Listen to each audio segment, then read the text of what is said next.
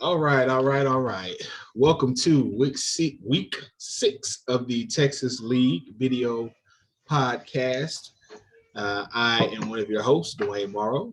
Also with me, I have our resident genius and mathematical prodigy, Dr. Robert Caldwell, as well as our illustrious commissioner and the man who says he wants us all to win, but really just wants it all for himself. The one and only Big C, Jared Calvin. All right, so week six. Don't be a hater. We all want to win. We all want to win that high score, and none of us have won it yet. We had a very interesting weekend, both in the NFL games and in the league this week. So we're going to jump right in. We're going to start with the Thursday night football game, or as it's become to know, the weekly toilet bowl, because there hasn't been a good game yet since opening night when it was the Cowboys and the Bucks. But every other game this point has been a straight up stinker, and Thursday night's Colts versus Broncos game continued that trend. Deuce, which cookbook? That's all we need to say about that game. Well, just a real quick question. Which cookbook do you think that they're letting Russ use at this point? Well, at this point, I think he's using the cookbook from my daughter's old preschool that they used to use to get all the food ready for the kids that come in the morning. I think that's the cookbook they're using. Because he keeps saying, let's go Denver, saddle up and ride. But unless they ride in a moped, they really ain't going nowhere.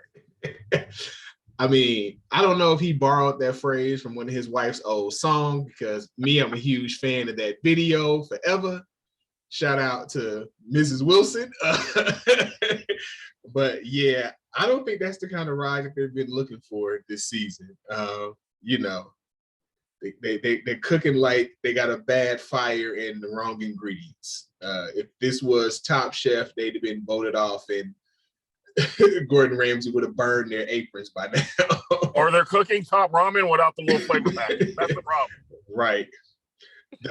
But even worse than that game was Jim Irsay's tweet about the game, with the inexplicable picture of saying that win was as pretty as Raquel Welch. Now, Raquel Welch is a beautiful woman, but listen, Jim Irsay might need to go back into the NFL substance abuse program and start getting tested again, because that whole thing came out of nowhere. Like, I'm just gonna leave my hands off of it. And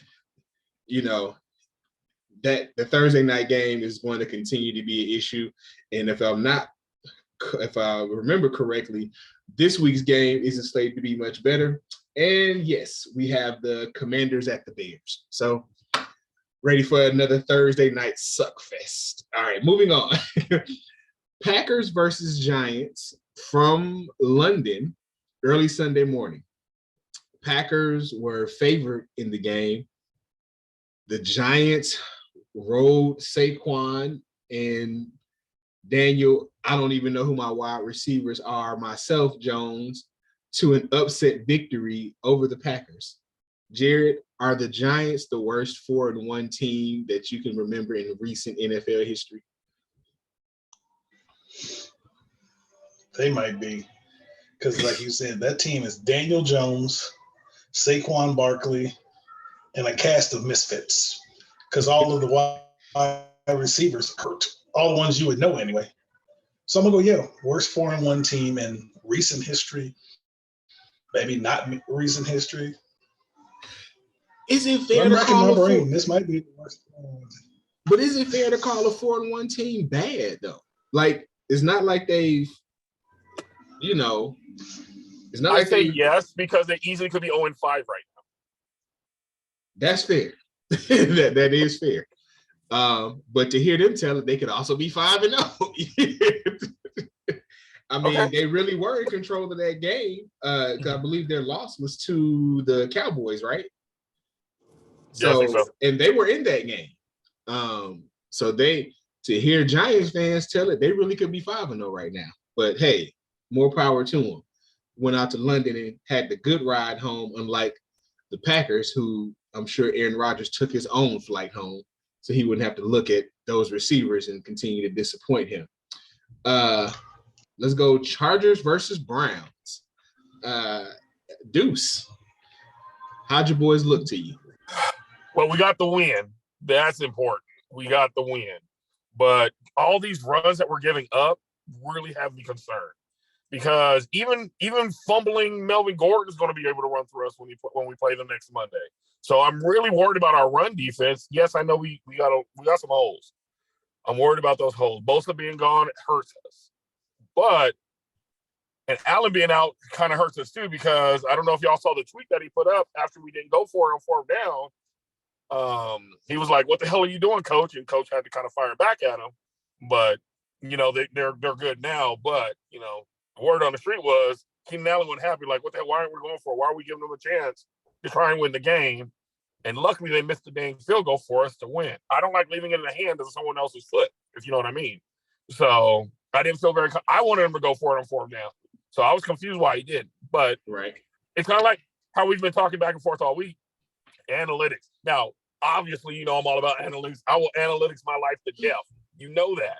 However, just like last week when I picked myself, I'm like, analytics say I should go against myself, but my heart says I'm going for myself. Damn it, they should have just went for what they knew. But we won, so I'm happy. Nothing wrong with that. Jared, Buccaneers versus Falcons. And a very, very, very, so two very big controversial calls. One in favor of the Bucs, and one no call that could have gave him the same result. So you had a second down play where a Falcons defender clearly committed a defensive pass interference that he got away with. I mean, it was what you say in the refereeing is, don't miss the call that everybody in the stadium can see. You never want to miss those. And that was one of those calls. But then on the next play, Brady was seemingly sacked for a chance for Atlanta to get the ball back. But laundry on the field. So tell us about your perspective as a Bucs fan. I, like most people, think that that was a BS roughing the passer. But I also believe it was a makeup call for the blatant pass interference that was missed on the previous play. As the phrase goes, two wrongs don't make it right. No. So, like you said, you can't miss the call that everybody saw. So I really believe it was just a makeup call, but it was so blatant that it just looks bad. They're gonna probably try to play it off as, with all these concussions, we're worried about quarterback safety, but that was a sack. It was blatant that was not roughing the passer. That's the football player in me talking. Now the Bucs fans said we're gonna take this W and keep it pushing. But I'm objective enough to admit that was a BS call. It was a makeup call for the pass interference, because if you give us the pass interference, we get the ball at if I remember correctly, it'd been like the 13. We can get in for 4 plays from the 13. You're gonna get in or run out the clock, one or the other. Right. Fournette was running really well against Atlanta on Sunday. He had a solid game running on the ground and had a couple of good catches. Brady's still struggling from a fantasy standpoint.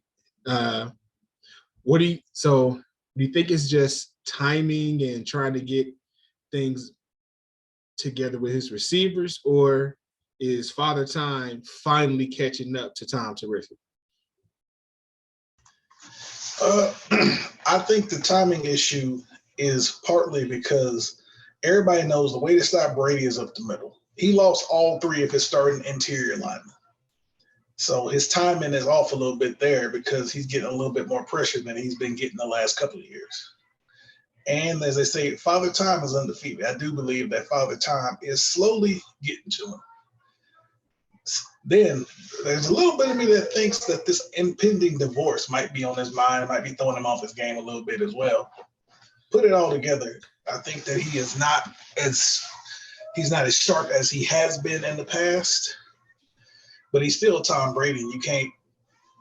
You You can't go against him yet.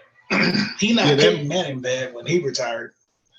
Their mind is still sharp. And the same thing with Peyton. You know, I agree. His skills have not deteriorated as rapidly as Peyton's last year in Denver, where they basically put him on ice until the playoffs. They were like, hey, listen, man, we know you just ain't got it. It's okay. We're going to let this young boy come in.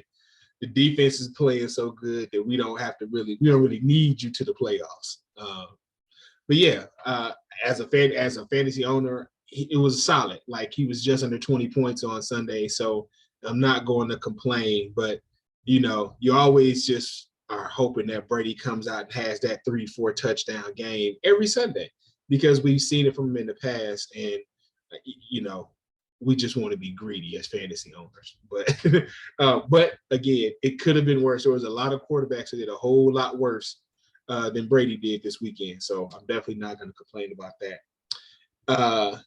Fantasy highlight were the Bills, and they just total domination. I mean, Gabe Davis with a Moss-like performance in the first half, 2 touchdowns with 160 yards off of 2 catches in the first half of that game. But a lot of fantasy owners were probably crying themselves to sleep because he hasn't been producing lately.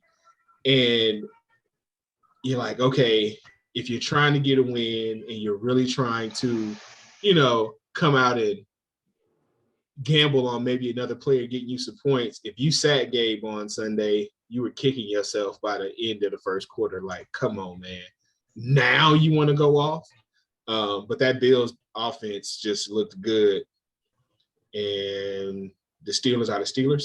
So we're not going to beat up on them too bad. They've got a rookie quarterback. Everybody's hurt. Nothing looks good for them. But at least they scored. The shutout victory of the week goes to the Detroit Lions, who were last week, after week 4, they were the number 1 offense in the NFL. They were scoring 35 points a game. They were giving up 35.3 points a game. And then they went out and laid a goose egg. So if you have gotten used to the production of any of their skill players on your fantasy team this season, they really let you down last week. No one had a good game. So, and that brings us to Monday Night Football. I'm not going to talk about the officiating. I'm not going to talk about the officiating. I am going to talk about the fact that the Raiders and the Chiefs had a great game. There was a battle back and forth. Travis Kelce had a Al Bundy game. He was the only receiver to score touchdowns. He scored 4 touchdowns in one game. And only like 25 yards. Right, right. He had like 7 receptions. I think he had like 3 other catches besides the 4 touchdowns. But he scored when he had to. The Raiders inexplicably decided to go for 2. And after our defense came up big and forced the ball back into our hands, and we ended up losing by 1. But from a fantasy standpoint, Adams, phenomenal. Carr went off. Josh Jacobs, after setting a career high last week for rushing yards, came back and broke that career high the very next week, over 150 and a touchdown, few catches out the backfield, running hard. So while I wish that the Raiders would have gotten the W, I am very happy as a fantasy owner of Carlson, Carr, Adams, and Jacobs across various leagues, all contributed to getting the W. So, okay, now let's Renfro did his part too, because without him, I'd have an L this week. So he did his part. I appreciate that. I don't give the Raiders much love, and I probably won't do it again. But you know what? He helped the brother out. Right. Third and Renfro gave Deuce just enough room to get his first fantasy W. So let's get into last week's games.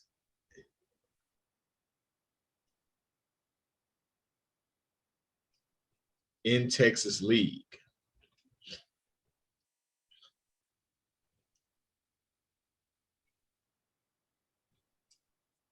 All right.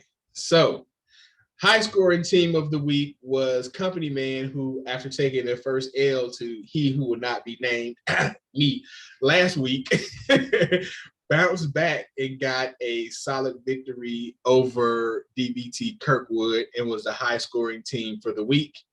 And they also completed the trifecta by getting the biggest blowout of the week. But they are not our team of the week. That honor goes to Mathis King, who finally broke the schneid and got his first W of the season. And as you can see, it was a close game. So let's see who his heroes were this week.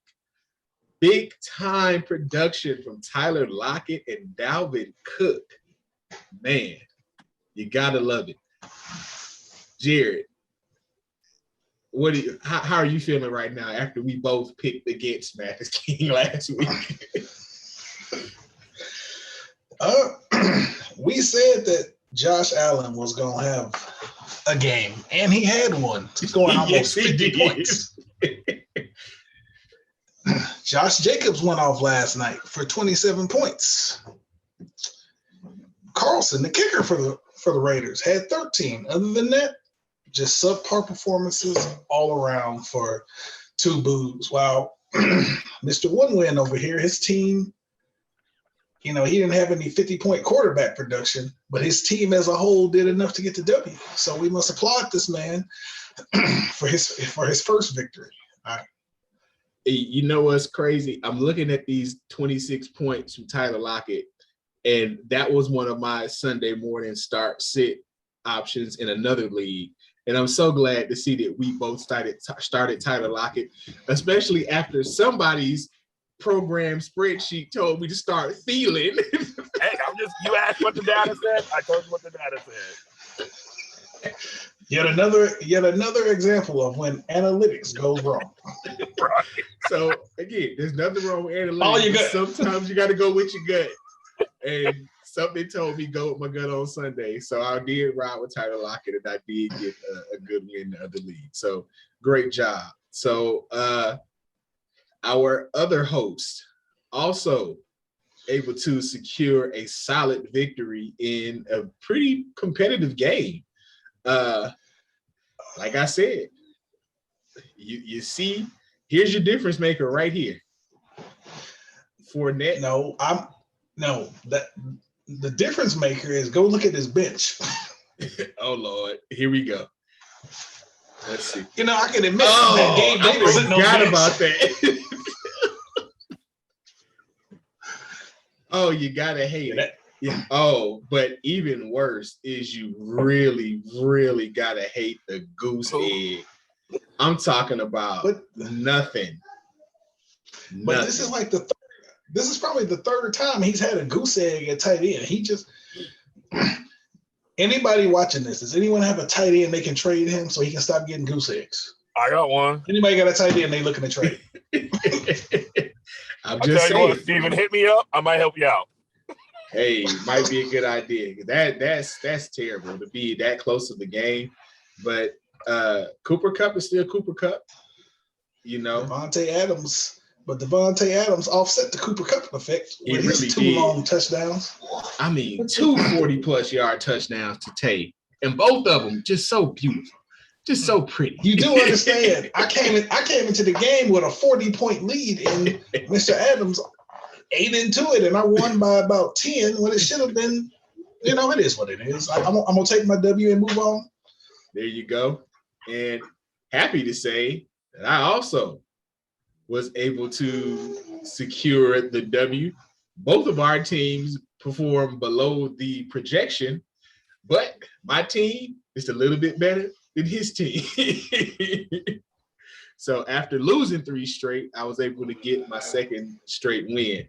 Now, my bench, I'm kicking myself because I could have played Jacoby or Devonta Smith and not been sweating as hard as I was sweating on Sunday night watching Lamar Jackson, because as we know, Lamar Jackson he's had a 50-point game this season. He's had a 30-point game this season. And I just, was thinking to myself, just anything 25 or less. I just need Lamar to have a good game, not a great game. Mm-hmm. And that was able to come through for me. What killed him was them injuries. Now, Hines going out in the first quarter. I know Harris didn't finish the game. 2 players on his roster that he started didn't finish the game. And you might be able to get away with 1-0 or one low score, but 2, you fight an uphill battle. If Lamar Jackson don't come with one of them 30, 40, 50-point games. Right. Now, Lamar can continue to have all the 50-point games he wants next week. But I was cool with him not doing it this week. Our resident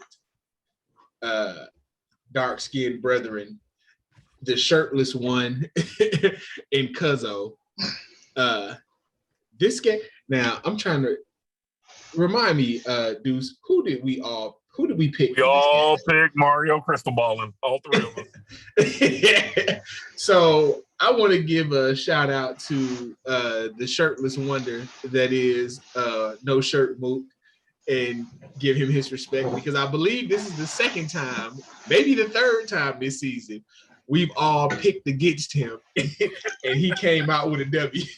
It's at least the second time where we all picked against him and he was able to pull off the W. But he overcame a couple of bad games from his flex and his tight end. But, Diggs, after seeing the first half by Davis, is like, nah, bro, you're not leaving me out of this fun.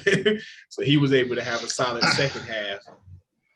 Can we talk about the fact that the Shirtless Wonder's leading scorer was his defense? Bruh. Wow, I didn't even think about that. When your defense outscores your quarterback, if I'm not mistaken, his defense is the second leading scorer in the entire matchup. Yes, The only person that outscored him was Nick Chubb. And that, of course, is a double win for him being a Cowboys fan. So he was able to get a solid performance by his defense to win his fantasy matchup and the real life matchup. So overall, good little week from the crew. So let's take a look at our updated standings. Can you guys see this? Do you guys see the standings? Oh, you need to make it a little smaller. Okay. How about that? Because I don't have a second screen this week, friends. So, but anyway, so we'll just see. So last week, Deuce took the lead. He had one more pick correct than us, which was himself. Yeah, my pick.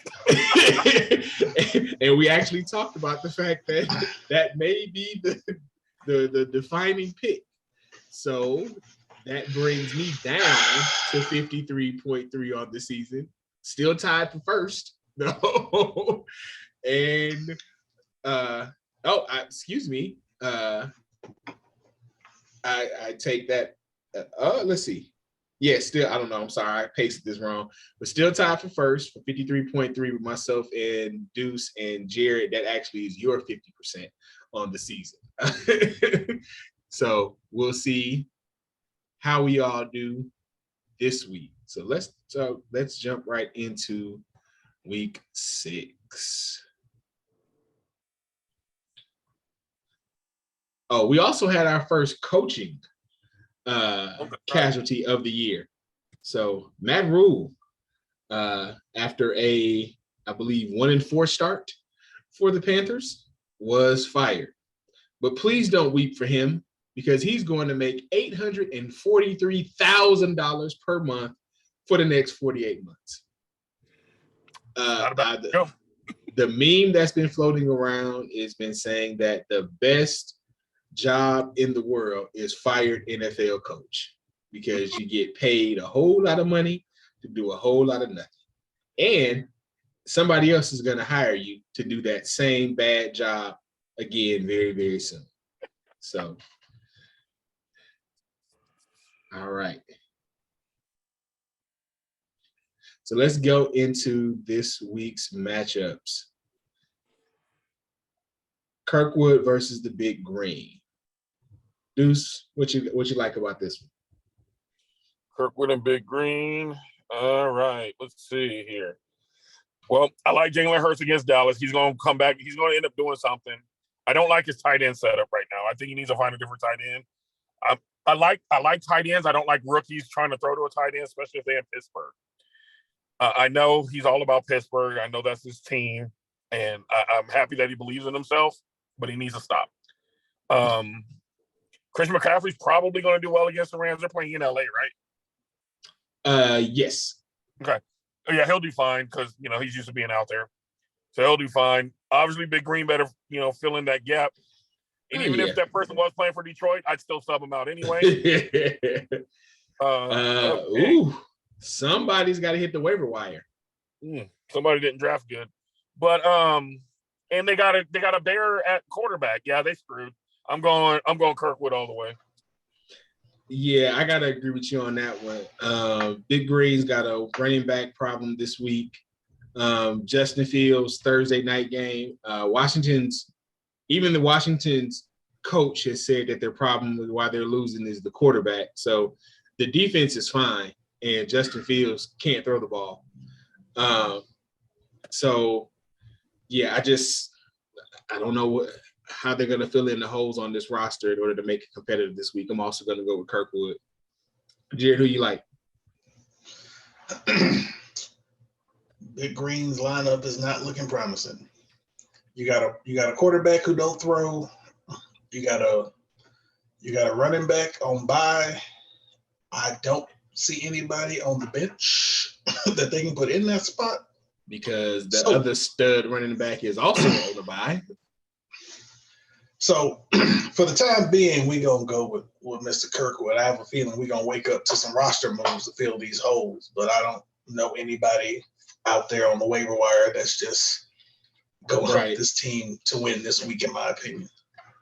Why does our team spend their fantasy money like Richie Rich at the dollar store? Like the overpayment that I see for some of these free agents each week, it's hilarious to me. So, just remember, kids, it's okay to save a little money when it comes to spending on these free agents. Because there's nothing worse than spending a whole bunch of money on a free agent that does nothing for you. And I won't talk about the person that spent $90 on a backup running back that basically did nothing in the game that they picked them up for. But sometimes you gamble, sometimes you lose. All right. So let's go Armed Rodri versus Super Mario Cristobal.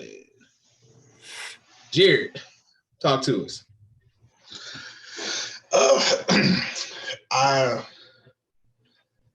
You know what? I'm just going to cut to the chase. I like Armed Rodri to win this game. Because I watched Christian Kirk and the Jacksonville Jaguars give the Colts the business a few weeks ago in person. And they get them again, and it's not outside, and it's not raining like it was that day. Yeah.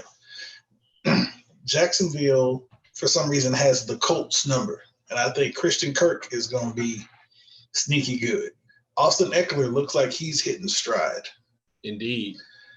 If healthy, Chris Olave – Cincinnati's defense hasn't looked great this year. Chris Boswell is probably going to be kicking a lot of field goals because I don't. Olave scored in 2 straight games. He's gotten double digits in 2 straight games, which in a half PPR league is not bad. 3 straight games. That's true. Yeah. Well, he's gone. He got almost 20. He didn't score a touchdown against. I mean, he's got double digits in 3 games though. Indeed. So he's got the red rifle out there throwing the ball to him. So definitely potential. And Cincinnati's defense just isn't good. Like, just for lack of any other deeper analysis, they're going out there to pray they can outscore someone, which they haven't been able to do much this season either. But I agree. I think Olave is a a value this week. And let us not forget Travis Kelce sitting on that team playing Buffalo. And let's think about the last time that Buffalo played Kansas City in the playoffs. They had a score fest. They did. That man just scored 30 fantasy points on 25 yards receiving. I don't see another 4 touchdown performance coming. No. But I do believe that he can. I believe he gonna get a couple touchdowns, and he gonna put some points up. Kelce, that's why you draft him early, because that's what he does. He gives you that advantage at tight end. I don't even think my cousin has a tight end. He does not have a backup tight end, so that's another person that's going to be banging on the waiver wire tonight or on the free agency trail between now. I'm willing to give up Kittle if somebody makes me a generous offer. Ooh. I'm just saying, Justin Herbert or something. I'm willing to make a deal. Come on now. He's not giving up Justin Herbert. We're going to save trade parity for another episode. All right, who do you like in this matchup, dudes? All right, you know what? I'm going to go against Jared, and here's the only reason why. If his cousin can get a tight end, I think he wins hands down, because Herbert always plays great against Denver. I think Burrow's going to actually hit Higgins this week. Ayuk's going to actually get a touchdown. Chubb is going to run through New England. San Francisco's defense, they're playing Atlanta. Come on, they're going to get some points. I think his cousin's going to take it. My money's on Mario Cristobalin. I also am going Mario Cristobalin. So you're the only one that picks against the family this week. I think that he's going to have to definitely make a move to fill that tight end spot. But as long as he gets a tight end that gives him something, that doesn't give him a goose egg, I think he gets the W this week. Kittle could be a good fit for him, just saying. All right. So we got Eggcorn versus Muff Diver. So now we're starting to get, so I'm looking at this low projection and I'm thinking we got some bye weeks coming up or some players out, not looking good. Robert Woods. Yeah. So we got Woods out. Let's see what we got on the bench here to fill in for. Oh, he got a lot of people out on the bench. I mean, he got Keenan Allen, but I don't know if he's going to play this. But you know what? This is the discussion that we had with him during the draft, is that he was going to have a bye week, but he was going to have a bye week problem, and now he does. No, his problem is just look at his roster and how many of these players got Q's and D's by their name. Well, and that's the other part of it. Like, again, 1, 2, 3. You got 4 players on your roster on bye this week. You got 1, 2, 3, 4, 5. 5 of them on questionable, 1 doubtful. Hell, 1 of them out. Period. Penny done for the season. That's an O. That's true. Out. So, yeah, Adam, time to break out that Platinum American Express and spend some free agency money. Because you need some help this week, homie. Yeah, that roster hell makes Eggcorn an easy pick for me this week.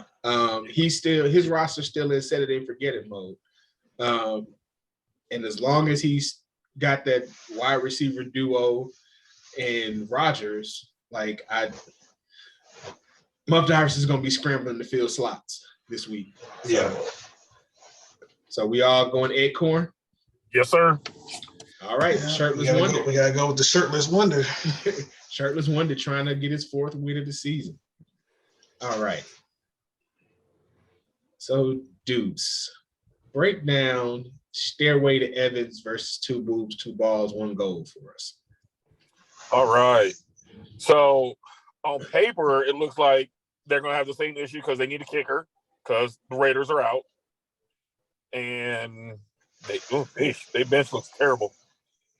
But once they just throw in the kicker because they have an open slot, once they throw in the kicker, they're not looking too bad. However, with that being said, Kirk Cousins against Miami is probably going to have another decent game. Cooper Kupp, he's going to get his 20-some-odd points.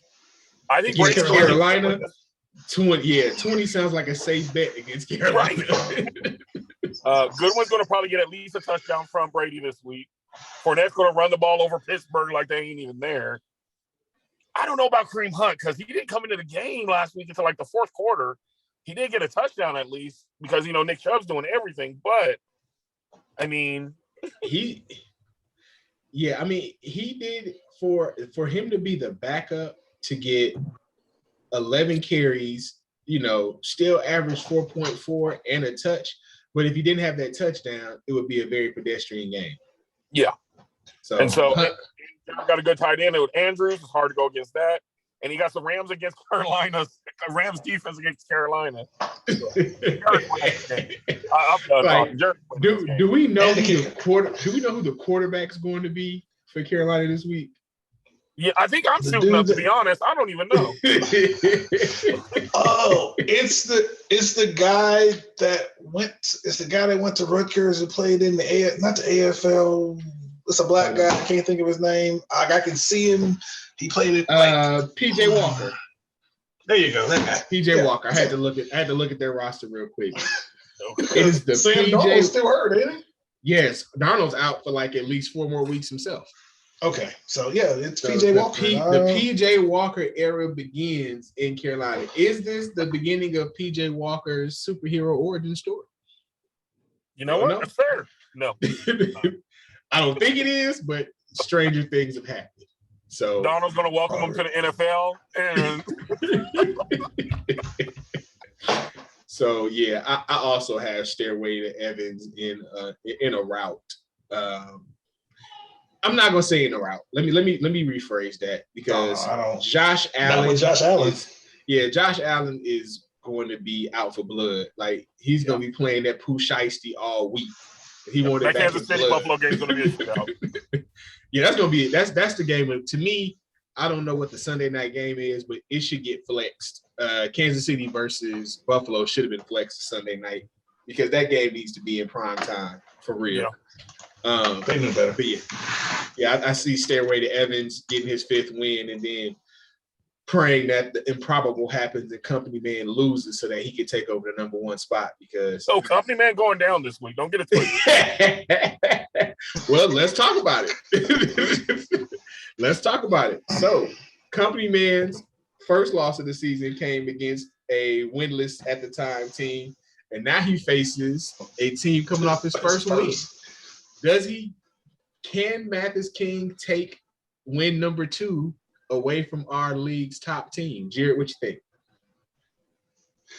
I would just like to say that if Mathis King can pull this off, he will be, because we both have losses to Company Man. So is Mathis King gonna do what we haven't? Well, actually, you've played him a second time, so you have beat him, but we both have losses to the Company Man. That's my only loss, actually, but he got Pat Mahomes, which is the other side of that shootout we were just talking about. Yes, it is. He got Saquon Barkley, who they've been. He got Saquon, who is they need to rename the team the New York Saquons because, like we said, who are the wide receivers? I'm known for knowing like random players. I don't even know who on their roster. It's like they created players. Or those players from Key and Peele or something. No one knows who they are. The question becomes, does Amari Cooper have a good game? Doesn't matter. You got Patrick Mahomes in that shootout we forecasting. Amari Cooper Pittman is at home. Should be decent. Amari Cooper is at home. So if we look at Amari Cooper home on the road. Home on the road. Amari Cooper's at home this week. So if the trend holds. So we're going to follow analytics? I'm just saying. If we look at the way he's trended this season, he does well at home. Okay. You know what? I'm gonna ride out with that, and I'm gonna go with Mathis. You got Patrick Mahomes. You said Cooper's at home. He's gonna produce. DK Metcalf versus Arizona. They secondary ain't covering nobody. We got Denver's kicker versus the Chargers, and we know Russ ain't cooking, so somebody has to be scoring some points. You hope. Somebody has to score some points. Going Company Man. Going Company Man. Man, I'm looking.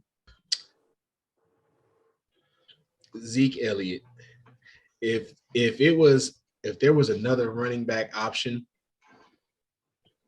besides Zeke Elliott, who is just wildly inconsistent, like if this was a week where you could throw Patterson in instead of Zeke, I would pick Mathis King. But in a close game, Zeke has just not been the guy this season. And like, I really do hate to pick against my guy Mathis King, but I gotta go with company man. But I got this question for you though, sir. Look at that tight end down there, X Factor tight end that's been vulturing touchdowns. This is true. And Taysom Hill. Do you think Taysom Hill can do enough to better? Do you think he can do enough to help the team out and supplant the short we expect from Zeke? Or do we think Zeke actually has a good game because they play in the Eagles and the Eagles are, coming in undefeated? And do you think Dallas comes with it in this division? That's fair. So I'm looking at, I do see Hill there. And I'm also looking at this Pittman versus Jacksonville matchup. Colts have not been good. But